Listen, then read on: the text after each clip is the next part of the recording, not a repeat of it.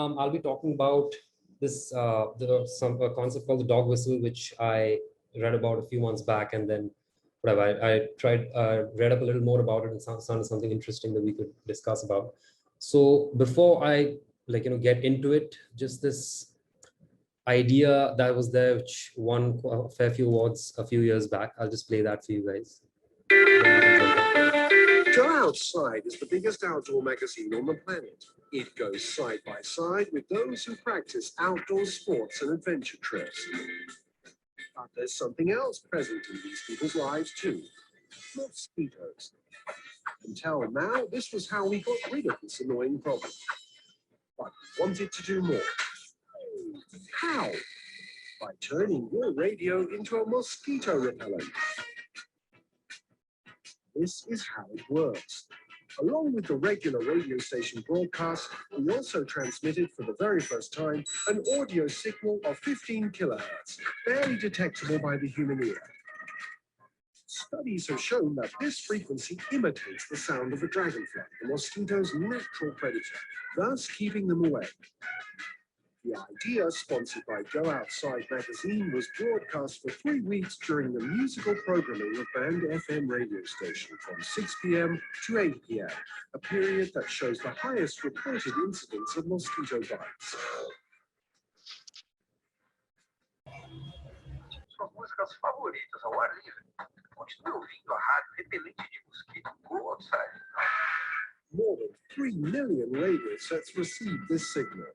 More than 3 million radios were turned into repellents. Go Outside repellent radio. Turning a radio into a mosquito repellent. An idea that sounds like music to our readers. So yeah, just something interesting that we can probably revisit later on in the presentation. What is a dog whistle? Of course, it's a special kind of whistle that emits sound in the ultrasonic range, right? So it is only heard. So it's a range of sound that is only audible to dogs, and hence only dogs will respond to it because only they can hear it. Now, while that is the literal definition of a dog whistle, there is another kind of dog whistle that exists in our world, and it's kind of built on the same fundamental principles, but has perhaps more serious implications in our culture and society. So in political terms, it is defined as using coded language that appears to mean one thing to the general population, but has a completely different meaning for a subgroup.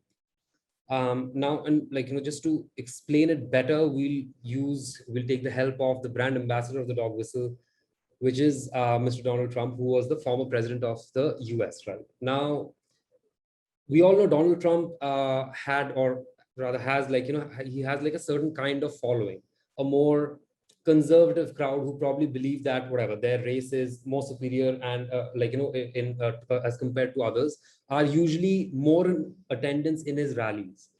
So on June 19th, 2019 or 2020, I forget which year exactly, Donald Trump held this Make America Great Again rally in Tulsa, Oklahoma, which again drew his supporters, who are usually the hostile supremacist crowd.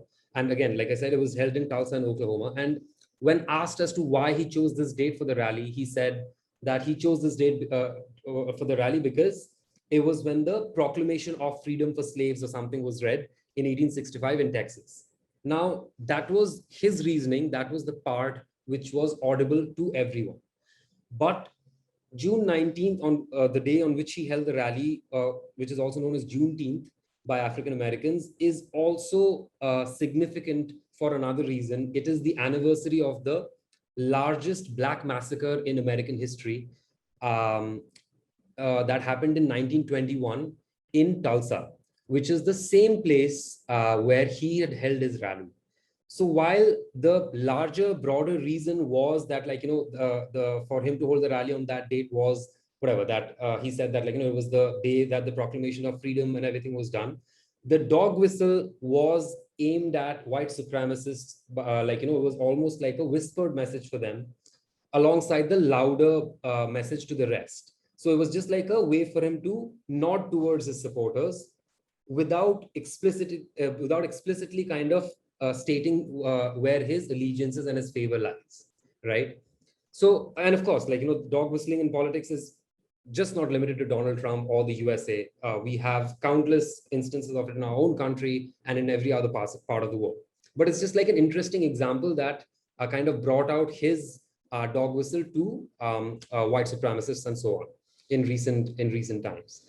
Now, of course, with that, there is this whole principle of the dog whistle also exists in our profession, that is in advertising.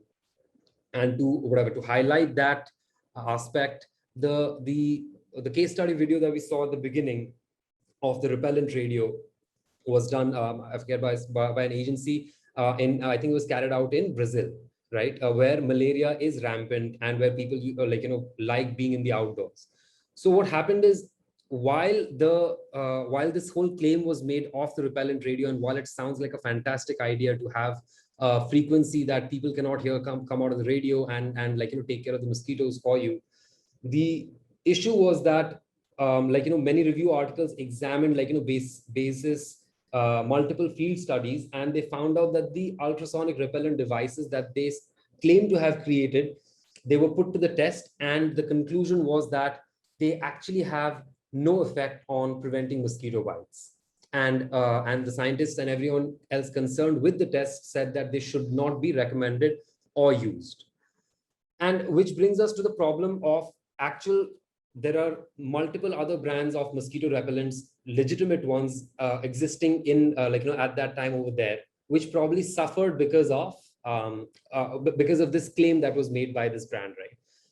They lost out on people kind of thought that, okay, this is going to be my solution, I don't have to rely on it anymore. So they probably stopped buying all those things, while this was kind of nipped in the bud and didn't have like a very long shelf life in terms of its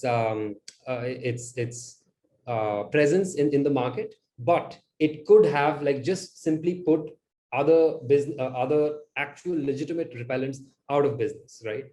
And which is and hence everything that they made, all their claims that they made, were eventually found out to be false. So the more interesting question when it comes to a dog whistle, of course, like in the case of Donald Trump, was that who is it targeted towards, right? Who is the dog whistle for? Okay, the fact that it does that there is a different message to be given, that's there, but who is it for? And in the case of advertising, perhaps it is awards, right? Because the thing is, the problem with ideas like the repellent radio is that it is advertising that's not done for ordinary people to hear, rather advertising that's done only for other advertising people to hear. So it does not solve a problem, it does not help the consumer, but it is a shout out to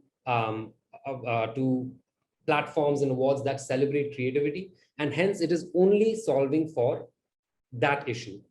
And which is what, more often than not, it becomes about winning the accolades at the expense of truth.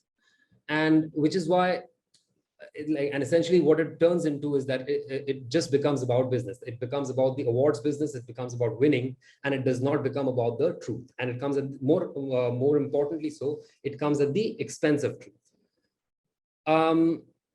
So the whole thing is the whole takeaway from it is what we can do, what can we do about it? Because and I was thinking that probably the one thing that can work is that when we think or in the whole profession of advertising, we don't let a good advertising campaign get in the way of the truth. Because for every such campaign like the repellent radio, there are numerous examples where truth is both effective and memorable. And just like a few examples of, I'm sure a lot of us have seen these ads where they have relied on simple truth in communication and done it very effectively, so right. So these are just some of at least my personal favorite work that's been done, which I felt was very ingrained in truth.